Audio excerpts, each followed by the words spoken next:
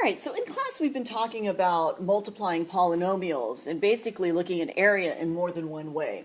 So just a quick recap here. I can find the area of this rectangle by taking length times width, right? Length times width is 2 times 7, and that's the area of the inside. I could also find the area of that same shape if I only gave you the inside pieces. So let's say I gave you that this piece was 10 and this piece was 4, all right? I could just take the sum of the parts. So sum of the parts, which is 10 plus 4.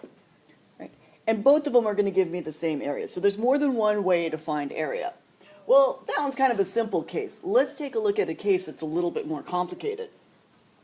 Let's say I have a situation where I have a length times width is represented as an x plus 2 times an x plus 3. And that's what you guys were doing with your algebra tiles. All right, I can also represent this as the sum of the parts. Okay, so in order to get the sum of the parts, one of the tools that we've used is by creating this rectangle. So I have the length and the width, so I'm going to just write the x and the 2. There are two pieces separated, there are two terms separated by this addition sign. So that's when I'm going to draw the bar. I have two terms right here, again separated by an addition sign, so I'm going to draw another bar right there. All right, so now I can find the area of each of these pieces. X squared, 3x, 2x, and 6. One of my students had a great idea by putting down just the same thing on this side so they can kind of see it a little bit easier. They just copied it down, so now they can just take 3 times 2, 3 times x, 2 times x, just because sometimes it gets a little messy. All right, so the sum of the parts, I can look on the inside. I have an x squared.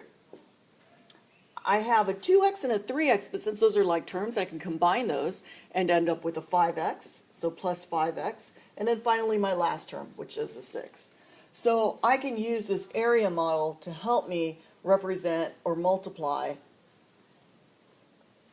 these two binomials. I could also do it with other polynomials.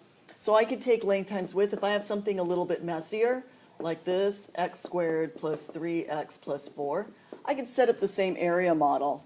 I'm just going to, okay, I could go ahead and write down x plus 1, and then I have an x squared, a 3x, and a 4. Right. Again, if I want to multiply that out, I'm going to fill out the inside here.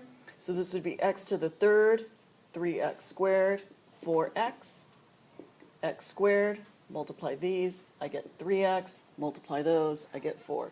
So this is going to equal, I'm just going to add up the pieces on the inside, the sum of the parts. I have 3x squares and 1x squared is a total of 4x squared. 4x plus 3x is 7x, and then finally a 4. All right, so when I multiply that out, I end up with that. And that's how I use area models to multiply polynomials.